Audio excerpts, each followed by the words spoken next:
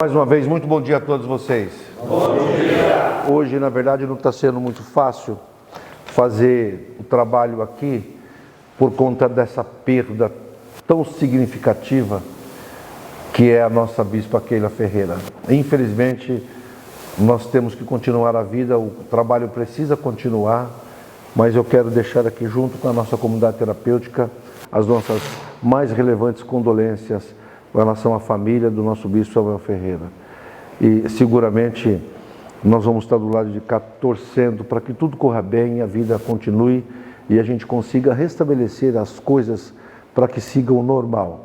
Nossa Bispa realmente foi para o braço do Pai, está muito melhor do que nós, mas fica aqui para nós essa dor horrível, que é a dor na alma, uma dor, uma tristeza enorme no nosso coração por ter uma perca tão significativa como a dela, em que ela influenciava as mulheres do Brasil e do mundo. Minha esposa estava dizendo que aprendeu muito com ela. A Bispa Keila Ferreira era uma líder nata, que sabia ensinar com maestria, sabia fazer, como o bispo também sabe fazer com maestria.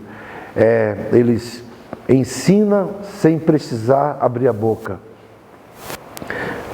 E faz a coisa funcionar sem precisar de pernas. É extremamente importante essa nossa fala pela manhã. Muito difícil, mas a vida tem que continuar, né, Paulo? Tem que continuar. A morte é uma dor na alma. O luto é um processo natural e o luto ele tem que ser vivido. Não tem como evitar o luto. Não tem como também passar para o outro. Não, o luto tem que ser... A pessoa tem que experimentar o luto, ela tem que viver para poder passar. O luto é uma fase, não tem como pular isso. Você só adia isso. Vamos para frente, gente. Não importa agora, dessa vez, até o momento que nós estamos vivendo. Pode ser de manhã, de tarde, de noite, em algum momento até de madrugada. Não tem que escolher o momento, a luta, a dificuldade. Mas sempre precisamos trabalhar. Enquanto a vida é esperança, temos que trabalhar para que as pessoas enxerguem. Vamos para frente, gente. Ô Paulinho, vamos falar do artigo de número 20.0. Artigo de número 20, na verdade, vai falar das diferenças e implicações dentro do programa. Você quer ler, Paulinho, por favor? Leio. A comunidade terapêutica tem como princípio fundamental a transformação voluntária de vidas, baseada no comprometimento pessoal e na adesão ao programa de reconstrução Alcance Mais Vidas. A permanência na CT é, portanto, uma escolha do acolhido. Contudo, ao optar por fazer parte do programa, o acolhido e seus responsáveis assumem a responsabilidade de cumprir de maneira obrigatória todas as normas, diretrizes, orientações estabelecidas, visando o bom funcionamento da casa e o sucesso do processo de reconstrução. Bom, primeiro eu gostaria muito de agradecer a Deus pela vida do Paulo, que no sábado, nós fomos para Festa de formatura. A festa de formatura, foi a festa de formatura. E aí, que dia que vai ser a colação de grau? Dia 20. Dia 20 agora? Dia 20 agora? Dia 20 vai agora. Ser a colação de grau. Você pode aplaudir Jesus pela vida dele? Foram 5 anos estudando, né, Paulo? 5 anos. 5 anos para estudar a vida das pessoas. E uma outra coisa que eu percebi lá, não tem como você não ver isso, Paulinho, é que só tinha 5 psicólogos. 5 formandos. 5 formandos, né? 5 formandos. Da psicologia. Da área da psicologia. E uma leva, não consegui ver os números, mas uma leva de... Os formandos eram medicina veterinária. Medicina veterinária, ou seja, um monte de pessoas para cuidar de animal e um número bem simplificado, 5 pessoas apenas formando para cuidar de gente. É uma inversão de valores. Não que os animais não tenham que ser cuidados, pelo contrário, precisa ser cuidado, mas quem é os animais se não for o ser humano? Então, significa dizer que cada vez mais fica difícil cuidar de ser humano. O ser humano a gente costuma dizer que é uma pessoa muito subjetiva, né? Vou colocar em miúdos o que seria uma subjetividade. Cada um tem um modo de enxergar e lidar com as coisas. É uma caixa de Pandora, né? O ser humano não... É difícil interpretar e dizer fielmente o ser humano é assim. Não. Ele pode mudar. É muito volátil. E a faculdade, ela está optando muito mais. Há uma pesquisa de que você quer ganhar dinheiro, quer trabalhar ganhando dinheiro, você inventa coisa para animal. Porque hoje o mundo está adotando animal, Fernando. Não quer mais gente, quer animal, que é mais fácil de lidar. Eu tenho 2 cachorros. 2 cachorros você tem. Cuidado dentro de casa. Vamos lá, o Paulinho. Então, o que você leu, que é essa introdução, vamos falar de obrigações. Pessoal, vamos lá, vamos interagir para a gente não... Vamos lá, número 1, eu diz o número 1 e você continua, tá bom? Número 1. Submissão ao programa. Ou seja, o acolhido deve cumprir integralmente as etapas e orientação do programa, demonstrando respeito às normas da CT e aos responsáveis pela sua execução. Número 2. Participação diária. É indispensável o envolvimento ativo em todas as atividades programadas, bem como a permanência nos espaços delimitados pela CT. 3. Controle de presença. Os coordenadores ou colaboradores designados realizarão a chamada dos acolhidos pelo menos 3 vezes ao dia, pela manhã, à tarde e ao anoitecer, ou sempre que houver necessidade, para garantir que todos estejam presentes nos espaços autorizados. É um negócio, Paulinho, extremamente interessante, que você tem que dar chamada para saber se o acolhido está. Por isso que é difícil cuidar de pessoas, porque você precisa cuidar do acolhido. É como se fosse, por exemplo, alguém que está doente e você tem que falar que ela tem que tomar um remédio. Filho, você tem que tomar um remédio. Ou seja, a vida da pessoa, ela tem que entender que ela tem que tomar um remédio. Eu estou aqui pensando uma coisa interessante, né? Minha mente já está lá na frente, com relação até ao que a gente já falou hoje de manhã sobre o luto. A Bíblia fala que aquele que perseverar até o fim e receber a coroa de vida, for para o céu, seu nome tem que estar escrito no livro da vida, e no juízo final isso vai ser conferido, não é uma chamada? É uma chamada. Paulo Henrique da Silva, presente. Vinde bendito do meu Pai, é chamada. Isso implica naquilo que nós fazemos aqui, né? Por isso que eu faço todos os dias. Gente, extremamente importante. A gente precisa ter essa consciência do que nós podemos ser útil, não apenas para o Brasil, São Paulo, comunidade terapêutica, Assembleia de Deus, não importa o ministério, mas nós precisamos ser úteis, sobretudo ao reino de Deus. Porque esse é o único trabalho que não pesa ninguém, não deve ninguém. E ainda contudo, ainda há uma coroa no final da vida. Esse é um trabalho extremamente importante. Vamos lá, as proibições. É expressamente proibido o acolhido deixar os limites da comunidade terapêutica sem autorização prévia da coordenação ou direção sob qualquer pretexto. Ou seja, nós temos aqui 17 mil metros de terra, né? Então, de fato, não pode deixar. Eu fui ali comprar um doce e sai da chácara para comprar doce, então não pode, tá certo? O acolhido também não poderá manipular ou induzir outro acolhido a fugir ou desrespeitar as normas sob pena de aplicação das sanções previstas no regulamento interno. E o 3 vai dizer que a evasão ou a tentativa de evasão representa não apenas um descumprimento das normas, mas também um rompimento com o compromisso firmado no momento da admissão. Vamos falar sobre pertences responsabilidades. O Igor, por favor. Caso o acolhido seja declarado evasor, ou seja, não se encontre nos espaços da CT, no momento da chamada, ou abandone o local de atenção, a comunidade terapêutica. 1. Não se responsabilizará pelos pertences deixados no alojamento. 2. manterá os objetos autorizados por escrito na administração por um período de até 15 dias para retirada. 3. Reiterar a obrigatoriedade do pagamento de multa conforme acordado no tempo de adesão ao programa. É porque, infelizmente, irmãos, em algum momento, quando o acolhido ele entra de uma forma muito burocrática, né? Faz a ficha, pesa, faz tudo. E na hora de sair, o processo precisa ser o mesmo. Não pode sair pela janela. Entrou pela porta, precisa sair pela porta.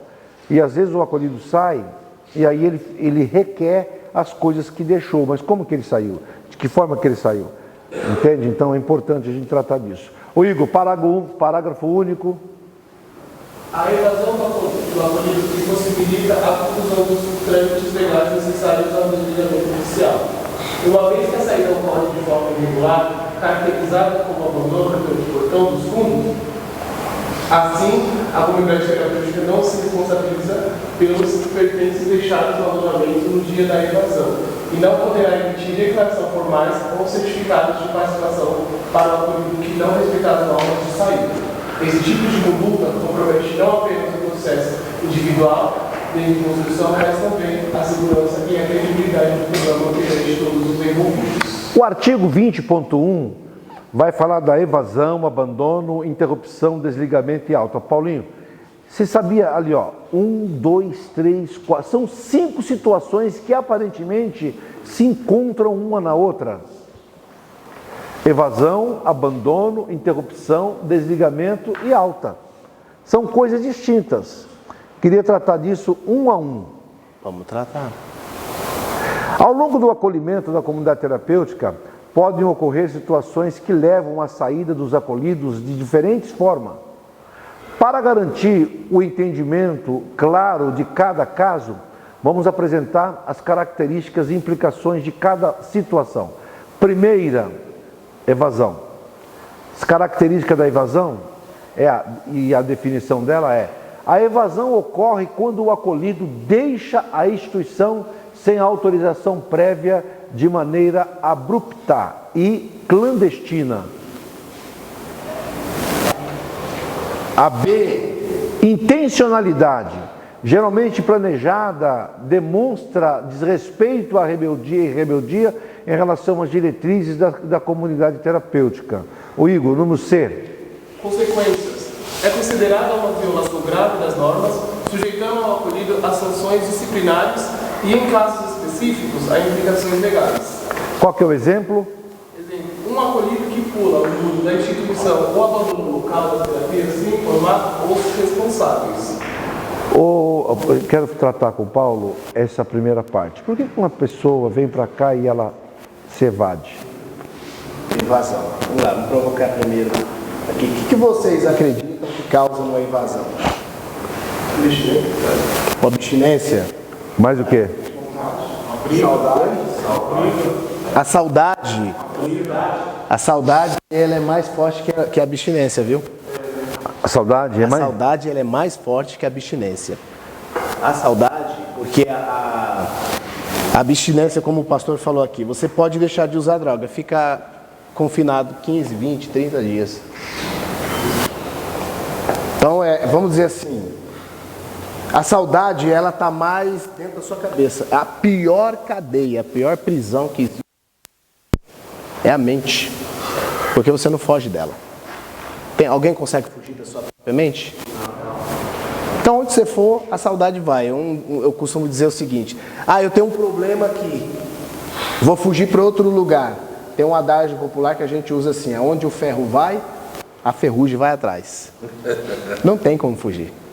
Então, você não foge da sua consciência. Então, a saudade, tudo que envolve o sentimento, a saudade, ou a saudade pode vir por um remorso, por qualquer outra coisa, faz a pessoa evadir. É um dos fatores mais fortes que eu vejo, mais forte que faz uma pessoa evadir, porque a dependência, ela é forte? Sim, ela é forte, a abstinência, ela é forte, mas elas são oscilações, são picos que vêm. E normalmente o ser humano, o nosso cérebro, ele sempre faz uma troca. Sempre ele faz uma troca. Você pode ver, uma pessoa que é muito viciada em café, quando ela fala assim, deixei de tomar café, você pode observar que ela viciou em aliás, ela é viciada em cigarro, ela troca por vício em café. Você pode observar nisso. Você pode falar, a pessoa parei de fumar. Você toma café? Nossa, eu tomo café. Não tomava, tomo, porque o cérebro fez uma troca. Agora, essa questão de sentimento, o sentimento, essa afetividade, não tem como você trocar. Como que você vai trocar? Não tem como você trocar. Paulinho, essa fuga, que eu diria, nós estamos falando de evasão física, né? Isso. Mas existem as evasões psicológicas? Tem. Inclusive tem uma autora que ela faz isso. Que a pessoa, ela cria uma para tentar viver, né? Então ela faz uma projeção, ela projeta aquela fantasia, ela vive. Vocês lembram do falso self? O falso self, né? A pessoa, eu não sou eu ali, é um personagem. Ele cria aquilo para tentar lidar com a angústia dele. Por exemplo, a pessoa que sente muita angústia, eu tinha um caso lá em Bragança Paulista, sem falar nomes, uma pessoa chegou e falou para mim assim, uma amiga que estava trabalhando comigo numa determinada área da saúde, ela falou assim, olha, meu marido recebeu uma intimação. A polícia foi lá e prendeu ele por algumas horas. Naquele momento, ele ligou para a esposa e falou, olha, a polícia me prendeu, tem um mandado de busca e apreensão para mim, uma intimação, estou preso. Aí ela pegou e falou, como assim? Ela ficou desesperada do pronto-socorro e foi lá atender o marido. Quando foi levantar os documentos, havia um pseudônimo. Sabe o que é um pseudônimo? Nomes iguais. Nomes iguais, exatamente. Tinham nomes iguais, mas não era ele, era questão de detalhe. Aí viu que não era ele. Naquele momento, quando ele liga para a esposa, ele faz uma piada. Ele falou, você acredita, meu amor, que eu fui preso? Nossa, eu estou aqui preso. E fez piada. Ela já ficou desesperada. Meus filhos já pensou como vai ser. E eu conversando com ela, eu disse para ela o seguinte, para você ver a reação. Eu falei, meu marido levou na piada, levou na brincadeira. Eu falei, vamos entender o seguinte. Você já parou para pensar que a angústia de ser preso foi tamanha que para ele não acessar essa angústia, ele fez o que a gente chama de xiste. Ele fez uma piada, uma brincadeira. Aí ela falou, nossa, é verdade. Porque depois ela conversando com ele acessou esse sentimento, ele falou que ele ficou preocupado. Mas ele levou na brincadeira um modo de quebrar essa angústia. Então ele criou um falso self ali. Um falso self. Um falso self. Para poder criar, para se blindar. Então normalmente a pessoa, você já viu aquela pessoa que quando recebe aquela bronca, dá uma crise de riso nela? Por quê? Porque ela está tão angustiada com aquilo que ela está recebendo, que para não acessar, ela tem uma inversão, ela inverte aquele sentimento. Bom, bacana, nós estamos falando então agora, ele acabou de falar desta fuga psicológica, no que nós estamos tratando de fuga física, né? E aqui nós precisamos realmente deixar tudo bem delineado para que não haja nenhuma confusão mental na cabeça dos nossos acolhidos, né? Posso falar? Aqui tem muita máscara, né? Ele maqueia muito na frente do senhor, assim, às vezes. Eu já vi vários. Eu já estou um ano, né? Eu já vi vários. Eles maqueiam muito na frente do pastor, aí quando é por trás faz totalmente diferente. Vamos lembrar, irmãos, que eu estou aqui por vocês. Eu estou aqui trabalhando para que vocês enxerguem para frente. Mas eu, por si só, já estou fazendo a minha parte. Eu já estou avançados. Nesse sentido, eu já estou à frente de vocês. Porque eu que preciso preparar o material para ensinar vocês. Então, quem ensina tem a prerrogativa de aprender primeiro. Então, se você está maquiando, você está maquiando algo para você mesmo. Vai ser algo prejudicial a você mesmo. Sua, né? O nariz vai ser só seu. Não tem jeito, né? Pastor, só um minutinho aqui nessa ênfase da saudade. Eu tive isolado, né, alguns anos da minha vida por crime, né? O pior não é só a saudade, o ruim é quando você juntar a saudade e os ciúmes também, né? Aí você enlouquece. É preciso saber, tem que saber dominar. Para mim foi muito doloroso, né? Foi uma das experiências mais dolorosas e sentimentalistas e psíquicas presas dentro do meu ser, foi isso, né? Foi uma ocasião muito difícil. Então nós estamos falando aqui de resumidamente, é assim. Você veio para se tratar, vai até o final. É isso que estamos dizendo, no resumo. Exatamente. Resumo final é isso, vai até o final. Mas se você não conseguir até o final, faça o processo da forma correta. Faz o processo atropelado, né? Vamos falar aqui do abandono, né, Igor? As características do abandono, Igor, vamos lá. Vamos falar da definição do abandono? O abandono decide, de forma unilateral, deixar a instituição sem comunicar ou cumprir os trâmites necessários. O B, nós vamos falar de impulsividade. Normalmente, é uma decisão tomada de maneira impulsiva, refletindo frustração ou desmotivação. Vamos falar de consequências. É tratado como desistência, acarretando em interrupção definitiva do tratamento. Aos exemplos. Desentendimento com o responsável. Questão, Paulinho, no âmbito psíquico. Abandono. Buscaria descobrir e entender o que significa para a pessoa aquilo.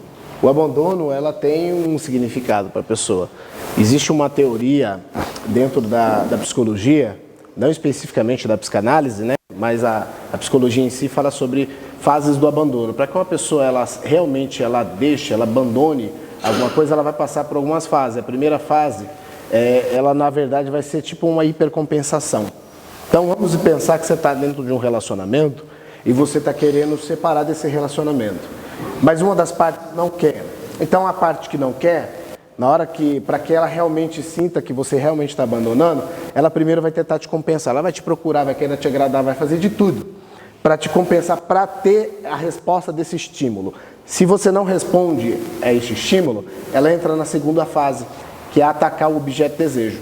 Então ela começa assim, aquela namoradinha que não quis te corresponder e você fez de tudo, elogiou e ela não respondeu o estímulo, aí você começa a psicolar, nem queria, não presta, não sei o que, começa a defamar essa pessoa, que é a segunda fase, que é atacar o objeto de desejo. E a terceira fase é perder o interesse, realmente.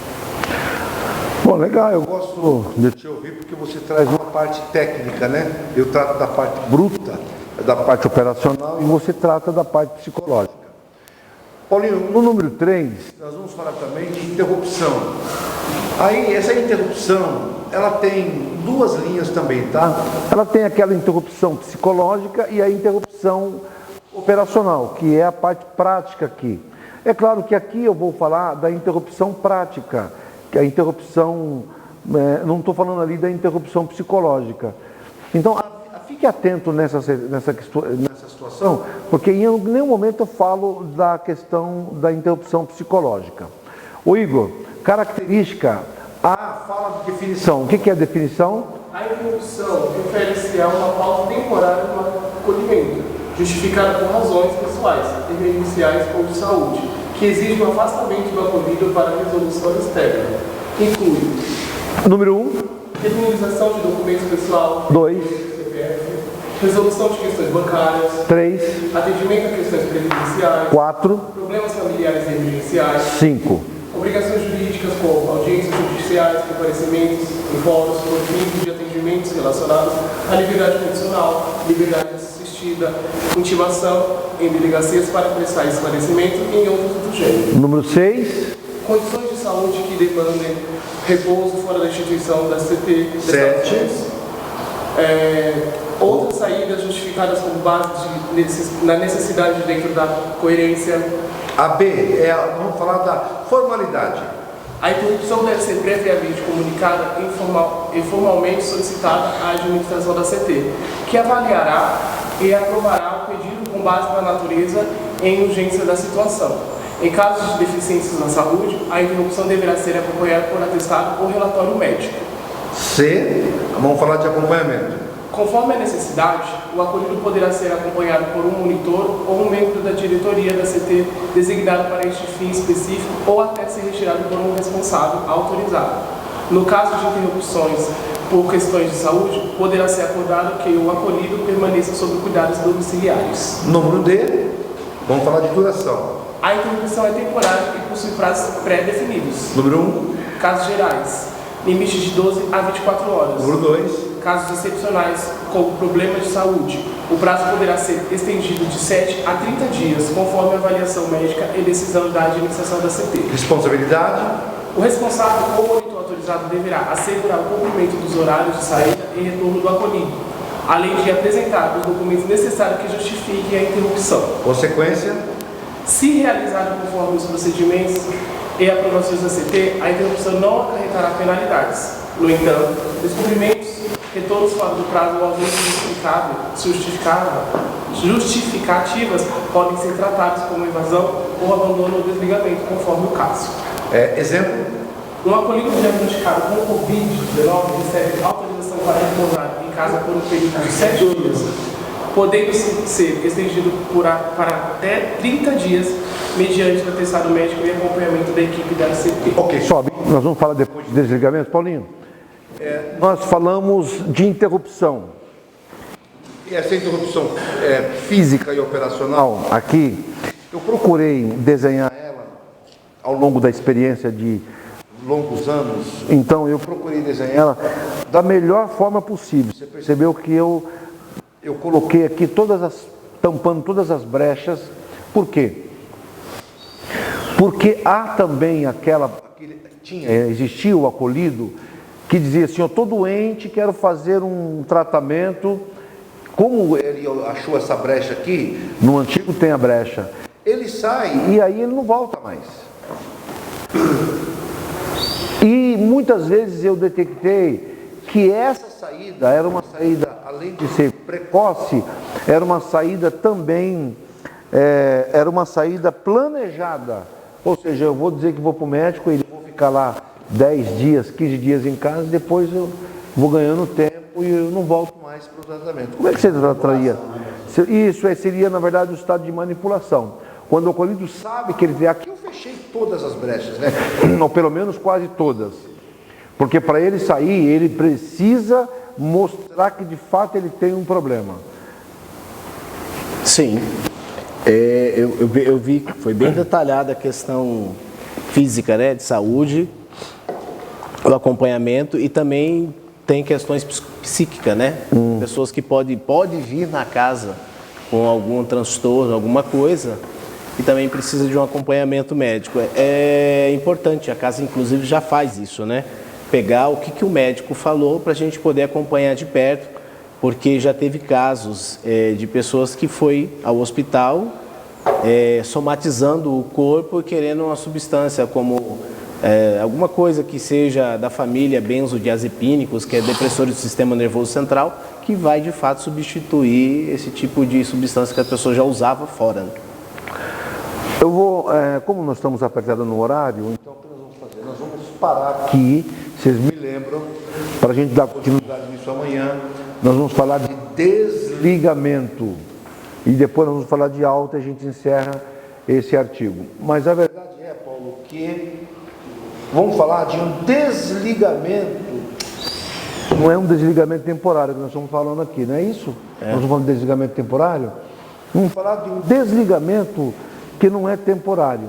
Por que um acolhido ele vem para a comunidade terapêutica, no caso de ontem, por exemplo, e aí daqui a pouco ele fala assim, olha, eu não vou ficar, não quero ficar mais.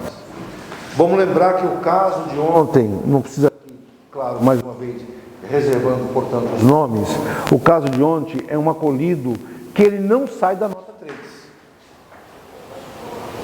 Ele só tira nota 3. Um pouquinho que ele deu uma avançada, tirou a nota 5, aí nós repetimos a dose para ele fazer mais uma prova, aí infelizmente ele não conseguiu tirar a nota 5, ele tirou a nota 3. E ele acaba desistindo do tratamento, não quero mais continuar. Para mim, esse acolhido nunca esteve no tratamento, porque na sua sã consciência, nenhuma pessoa que queira avançar anda para trás. Uma pessoa que quer avançar sempre vai andar para frente, vai olhar, vai prestar atenção, vai fazer a coisa da forma como tem que ser feita. Então, quando ele desiste do tratamento, eu poderia dizer que ele nunca esteve no tratamento? Bom, vamos pensar o seguinte, pode ser? Pode ser. Pode ser. Ou, inclusive, esse acolhido, inclusive, eu falei com ele, que eu queria falar com ele essa semana, para poder entender o que está por trás desse rebaixamento de nota. A gente entende o seguinte, você tem dificuldade, né, de entender o programa, procure os responsáveis. Fala o que você não está entendendo, para que a gente possa ver, porque muitas vezes pode ser, não estou afirmando, que tem pessoas que têm uma dislexia ou até mesmo não é letrado, não consegue. Tem pessoas, cada um reage de uma forma. Lembra que eu falei do caso lá do colega que o marido foi preso, né? A esposa teve uma reação, o marido outro. Então cada um tem um jeito de aprender. Tem gente que aprende. Gente, ó, nós temos 3, a gente chama de tipo de forma de comunicar. São 3 linhas: visual, auditiva e sinestésica. De novo, fala de novo. Visual, auditiva e sinestésica. O que significa isso? Então, são tipos de linguagem que a gente chama de operador modal. Isso eu estou falando na linhagem da hipnoterapia, tá? Então, o que acontece? Tem gente que a comunicação, o canal de comunicação dele é forte no visual. Ele é visual. Vocês querem ver um exemplo de visual? É o pastor. O pastor é visual. Como que você sabe que a linguagem dele é visual? Vocês vão prestar atenção a partir de hoje. Hoje ele já falou, se você voltar no vídeo, vocês vão ver. Desenhar. Ele fala muito desenhar. Desenhar o quê? O que é um desenho? Não é, não é algo visual? Vamos desenhar isso. Olha, na reunião que a gente vai ter da Forja, nós vamos desenhar como é que vai ficar as coisas. Você pode, no culto ontem eu gravei, tá aqui no meu celular, para mostrar para ele a linguagem dele. Tá aqui no meu celular, linguagem, visual. Então, o que é uma pessoa visual? É uma pessoa que consegue gravar a imagem e a escrita fala mais. É o tipo de linguagem da pessoa, é visual, ela precisa ver aquilo. Então, a auditiva é ouvindo. Você já viu aquela pessoa que toca algum instrumento e pega a nota só no ouvido? É auditivo. Só que a pessoa auditiva, ela também é sensível ao que são dito para ela, porque o canal de comunicação dela é a audição. Então é muito forte essa linha para ela. Igual o Cleito Queiroz da vida, né? Cleito Queiroz, exatamente. Uma aula de canto. Auditivo, até porque ele não tem visão. Então ele é muito forte no auditivo. Agora, o sinestésico é aquela pessoa que precisa do tato, do contato.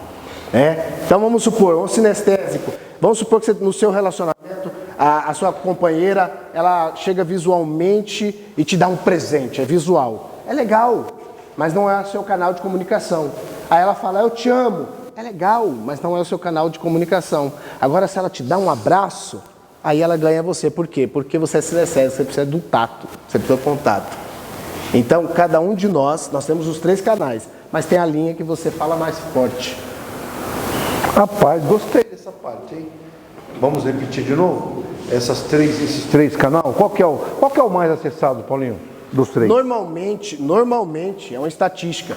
Quem leciona, normalmente usa os 3 canais. Quem leciona? Quem leciona, normalmente, usa os 3 canais. Existe um teste que você faz para descobrir qual que é o canal mais forte de comunicação. Visual, auditivo e sinestésico. Na sua concepção, qual é o mais acessado? Vai de pessoa para pessoa. O Igor quer fazer uma pergunta. Ah, tá.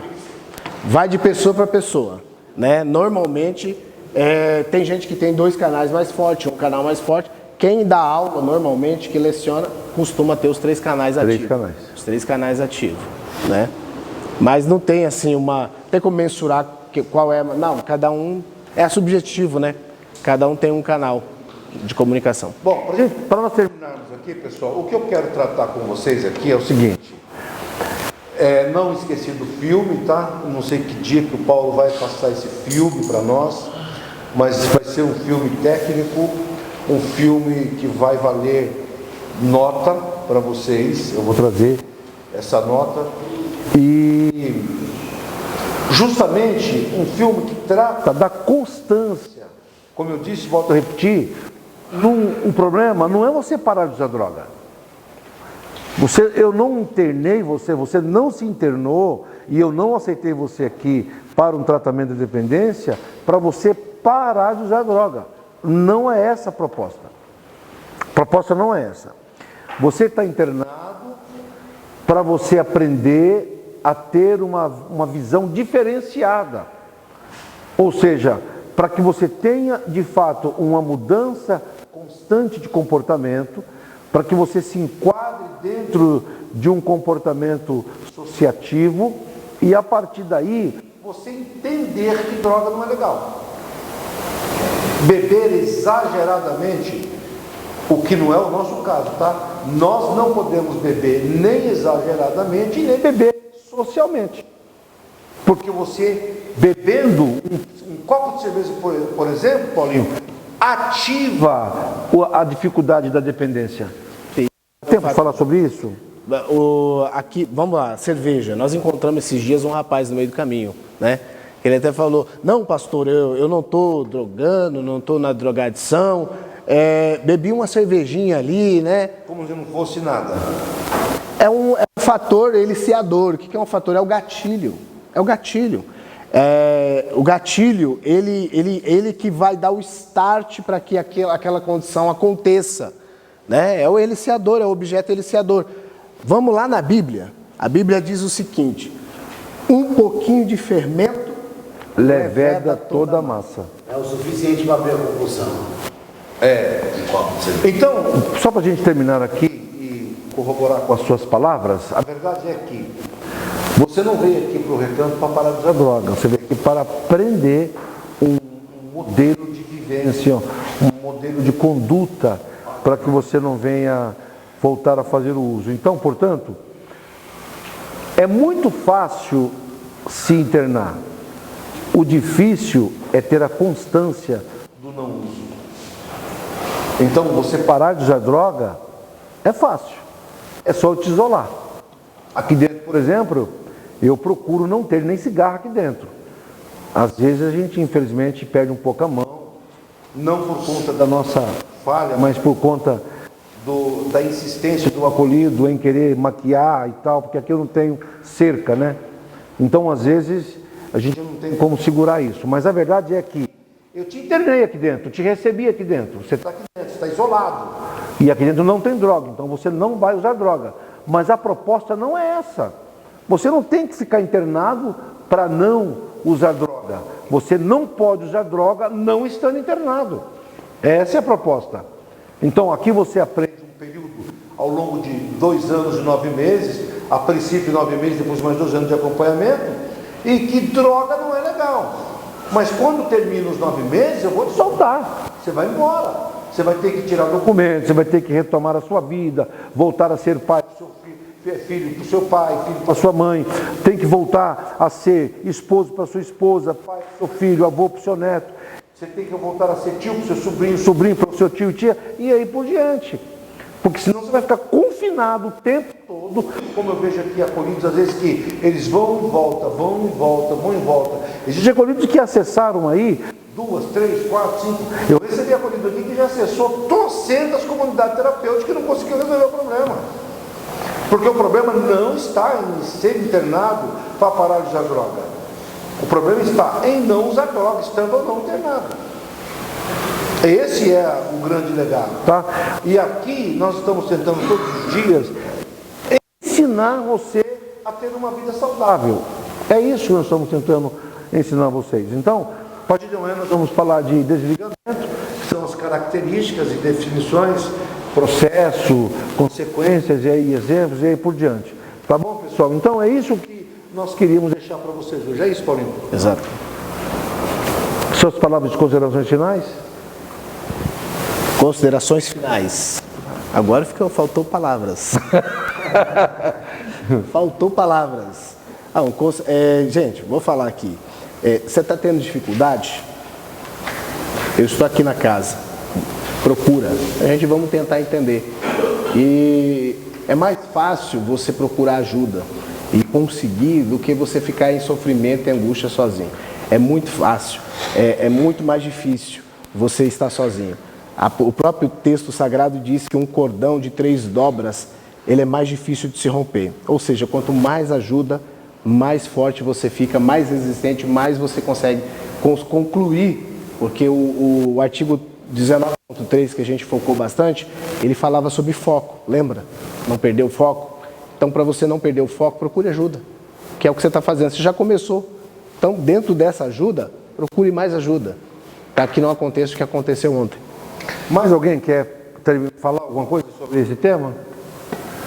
Deus abençoe você, já entendi tudo. Vamos orar a Deus agora e vamos aos nossos afazeres. Ajoelhe, por favor, vamos orar.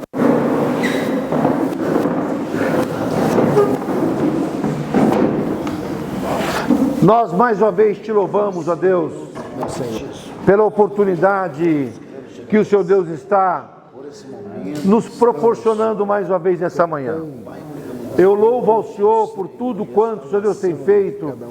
E hoje, ó Deus, de fato, não está sendo um dia muito fácil. Um dia extremamente difícil por conta da perda, tão significativamente falando, que nós tivemos. Uma perda, ó Pai bondoso, imensurável. Nós louvamos ao Senhor por o Senhor Deus estar nos consolando, nos dando graça, nos dando a direção. Mas não está sendo fácil para todos nós. A dificuldade é muito grande, porque é uma dor na alma, que é a dor da perda. Senhor, continue abençoando cada um de nós, guardando cada um de nós. Guarda, ó Deus amado, a família do bispo Samuel Ferreira. Guarda o teu filho, o teu servo. Toma ele pelas tuas mãos, ó Deus, que o Senhor possa permanentemente continuar cuidando do teu filho e, sobretudo, ó Pai bondoso, a tua obra que está sobre as mãos do teu servo. Que o Senhor possa, ó Pai bondoso, continuar nos abençoando, nos dando força, nos dando graça, e que o teu nome, ó Deus, seja exaltado na terra. Guarda a nossa casa, guarda a nossa família, guarda os nossos negócios e continue conosco, Senhor, tomando nós pelas tuas mãos, guardando a nossa família esta que está sendo representada por cada um dos teus filhos que aqui se encontra. Ó meu Deus e meu Pai, permaneça conosco. Toma-nos, ó Deus amado, mais uma vez. Que essa segunda-feira seja uma segunda-feira abençoada. Que o Senhor possa continuar nos conduzindo, ó Deus amado, com grande e forte mãos diante da tua presença, e que possamos ter a graça do Senhor, a cobertura do Senhor e o livramento do Senhor. Pai, no nome de Jesus, que o Senhor possa permanentemente continuar nos abençoando. Esse é o nosso, ó Deus, humilde pedido, no nome glorioso de Jesus. Amém. Graças a Deus. Ô, filhão,